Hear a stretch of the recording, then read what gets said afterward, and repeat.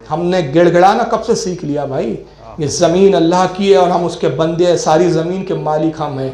मुझे बताओ विरासत कब जारी होती है? बाप जो कुछ छोड़ता है बेटे की मिल्कियत होती है ना। क्या हमारा और तुम्हारा बाप आदम नहीं है? कहाँ आए थे आदम अलैहिस्सलाम? सबसे पहले हिंदुस्तान आए थे ना। तो विरासत किसकी हुई? ये हमारे बाप की जगह है। जिससे हमसे तकलीफ हो वो ये जगह छोड़ के निकल जाए, जाए वहां जहां उनके बाप दादा जिन चोटियों पे बैठे हो, उनके बाप दादा जिन चोटी और गुफाओं में हो वहां तुम चले जाओ। हम नहीं जाने वाले। तो दिल्ली में हमारे नाम बताएंगे कि हमारी खून की तारीख से जंग आज़ादी की तहरीरें लिखी गई है। तुम हमसे आज़ादी पूछते हो साहब, देश के तुम कितनी मोहब्बत करते हो। वो जुमला, उस मुजाहिद जंग आज़ादी का जुमला ही तारीख का एक सुनहरी जुमला बन गया है कि गीदड़ की 100 साल की जिंदगी से शेर की आज़ाद वाली जिंदगी बेहतर है। एक दिन की शेर की जिंदगी। कौन? टीपू सुल्तान।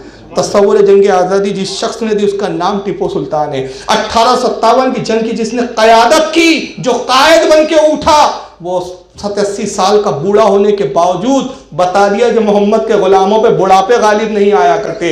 जब जब तुम्हें आज़ादी के लिए जद्दोजहद करना पड़ेगा तुम्हें गुलाम मुस्तफ़ा की जरूरत पड़ेगी।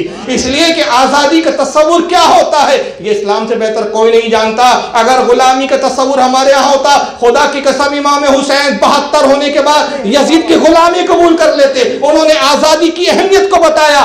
कट जाना हम पसंद करते हैं लेकिन जमीनों को छोड़ना हम पसंद नहीं करते। हम गुलामी की जिंदगियों को पसंद नहीं किया करते। ये इमाम हुसैन ने हमको करबला में बताया। जब 22,000 से नहीं डरे तो तुमसे डरेंगे। लगा रखा है यार, कुछ पढ़े लिखे वाली बातें करो।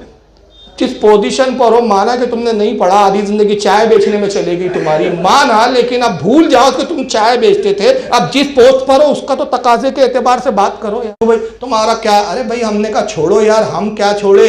1857 का इनकलाब हमने लाया। सबसे पहले अंग्रेजों के खिलाफ जिहाद का फतवा देने वाला कोई है तो अल्लामा फजल खैराबादी, वो मुसलमान है। फांसी के तख्तों पे जो लटक गए, 7,000 उलमा इकराम है जो लाल किले की छतों पे लटका दिए गए। हम वो है कि जिन्होंने इस मुल्क को खून दिया। और तुम पाकिस्तानी बोलते हो, हमको कहते पाकिस्तान जाओ। अरे जब पाकिस्तान से जंग हुई तो तुम तो भाग गए थे। वहां भी मुसलमान वीर अब्दुल हमीद था जिसने पाकिस्तान के टैंकों को उड़ा दिया था। तब भी तुम्हारा दिफा हमने किया।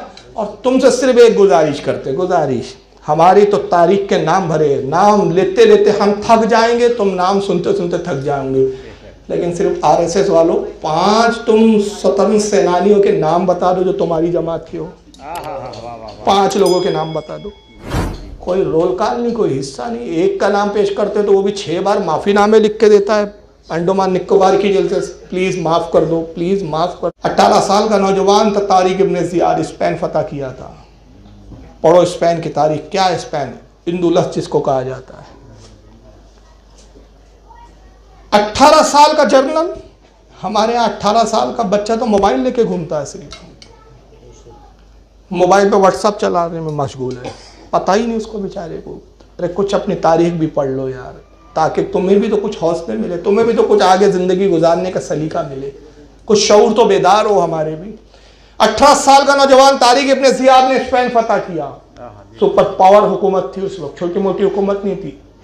ईसाइयों की ऐसी मजबूत हुकूमत जिसको शिकस्त देना नाकाबिले वो था, यानी मतलब मुमकिन नहीं था उस दौर में।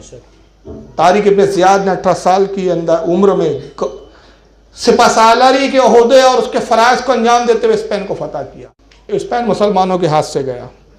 किस सबब से गया उसकी तारीख पढ़ो तो हमें एहसास होगा कि किन बुनियादों पर स्पेन की हुकूमत को हमने खोया था। गौस पाक कैसे बने, कैसी जिंदगी गुजारी, हम जानना नहीं चाहते। गरीब नवाज के मनसब पर कैसे बने, कैसे आए, हम जानना नहीं चाहते ना। जैसे होता है ना, आज मीडिया खरीद लिया गया है। हालांकि मीडिया किसी जमाने में नहीं खरीदा गया, ये इंतहाई बदतरीन हुकूमत है जिसने मीडिया खरीदा है।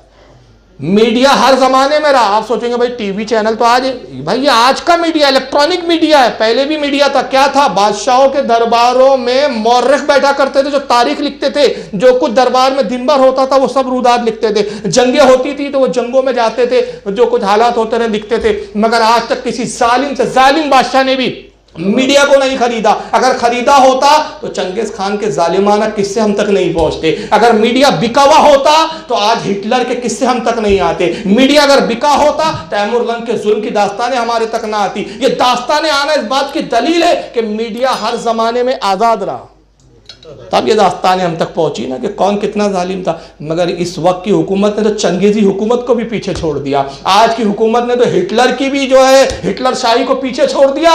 मीडिया ऐसी खरीद लिया कि सब भक्त बन जाओ, मेरे ही गीत गाओ, खबरदार मेरे जुल्म के बारे में कुछ ना लिखना।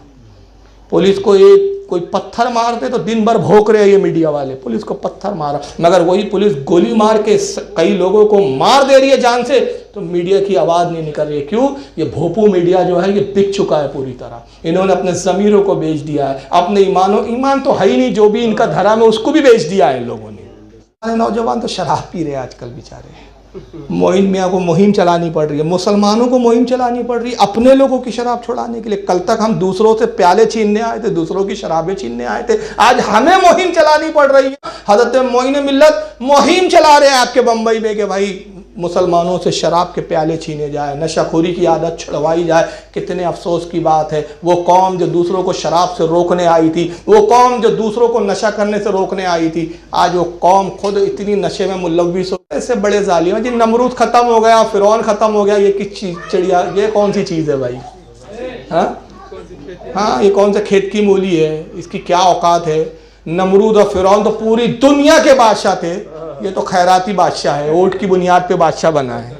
लेकिन मुसलमान है हम, हमें तदबीरें करना है तो क्या करना चाहिए?